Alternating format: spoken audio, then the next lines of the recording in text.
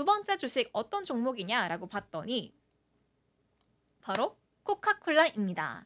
네, 버핏이 흔히 추천한 종목이라 거의 클리셰가 된 그런 종목인데 nevertheless 그럼에도 불구하고요. 이 종목을 그렇게 추천한 이유가 있겠죠. 바로 This beverage behemoth always has something to sell regardless of consumers' ever-changing taste.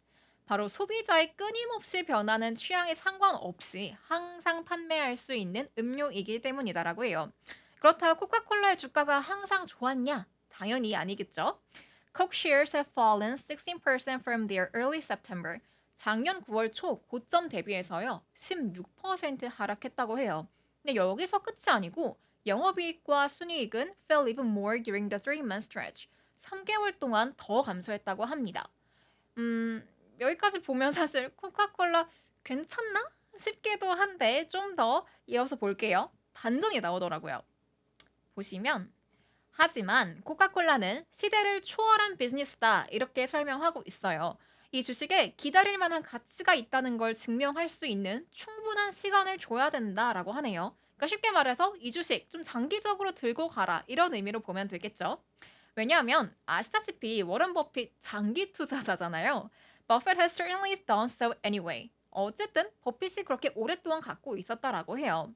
1998년 말부터 현재까지 4억 주를 모으기 시작했대요.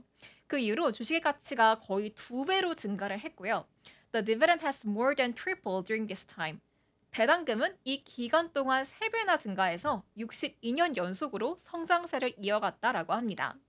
1998년 말부터 주식을 사 모았다라고 하니까 수익과 배당금이 정말 어마어마한데요. 사실 이렇게까지 장기 투자를 할 수 있는 분이 많을까 싶기도 한데 어쨌든 이 기사에서는 워런 버핏의 보유 주식 중에 몇 가지를 추천하고 있는 거니까 장기 투자에 관심 있으시다면 투자에 참고해 보셔도 좋을 것 같습니다. 그럼 저희는 이어서 마지막 종목도 한번 살펴보도록 할게요. 마지막 종목도 정말 많이들 알고 계신 종목입니다. 바로 애플인데요. Just as much as Coca-Cola, Apple is frequently suggested buff and pick. 코카콜라만큼이나 애플도 버핏이 정말 자주 추천하는 그런 기업입니다.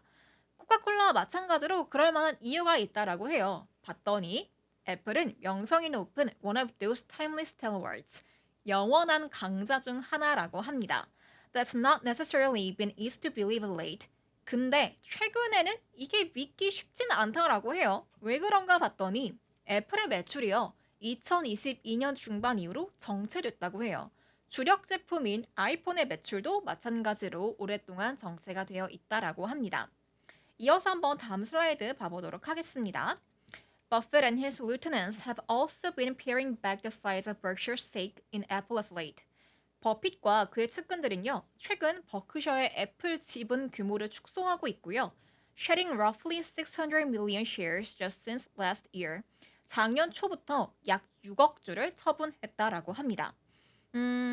애플의 비중을 축소했다면 이 주식을 추천할 만한지 약간의 의문이 드는데 그럼에도 불구하고 이 기사가 이 종목을 소개한 이유가 있겠죠. 하단을 보도록 할게요.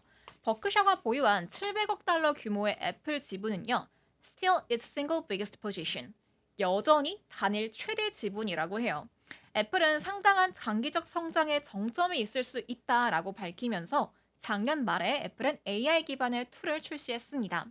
챗GPT나 알파벳의 제미나이 같은 이런 플랫폼이 일반적으로 클라우드에서 실행되는 것과는 반대되는 행보인데요.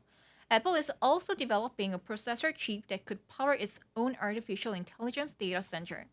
애플은요, 자체 인공지능 데이터 센터에 전원을 공급할 수 있는 프로세서 칩도 개발 중이라고 합니다. 그러면서 다음 슬라이드에서 이렇게 말을 해요.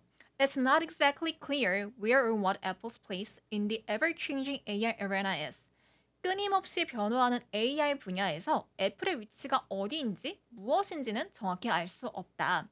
But 하지만 2028년부터 전 세계 AI 플랫폼 시장이 연평균 40% 이상 성장할 것으로 예상이 되는 만큼 애플의 성장세를 포착하기 위해 노력하는 게 잘못된 건 아니다라고 합니다.